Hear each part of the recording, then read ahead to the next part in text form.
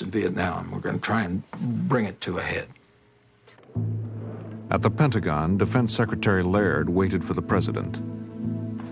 After days of tense deliberation, Nixon was about to announce an attack on enemy sanctuaries across the Vietnam border in Cambodia, and he would do so over the objections of many White House advisors. We thought the invasion was a bad idea, and that it was one more round of escalation on the pattern, on an old pattern in Vietnam, which would cost lives and national treasure and really only prolong the suffering and do nothing to affect the larger outcome of the war. But the military and Kissinger recommended the action, and Nixon wanted to go ahead. He was convinced that destroying the North Vietnamese hiding places in Cambodia would relieve communist pressure on the South. And he wanted to take some dramatic action to demonstrate that neither Hanoi nor the anti-war movement could intimidate the United States or its president.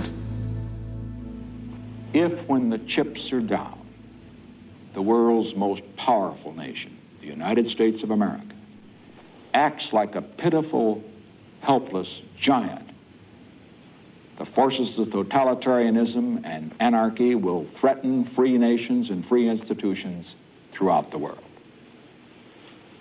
It is not our power, but our will and character that is being tested tonight. As Nixon spoke, American troops moved into Cambodia. His critics were outraged. The president who had promised to end the war seemed to be widening it, moving into a country perceived as neutral.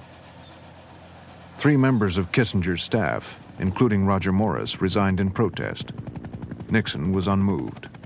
I would rather be a one-term president and do what I believe was right than to be a 2-term president at the cost of seeing America become a second-rate power and to see this nation accept the first defeat in its proud 190-year history.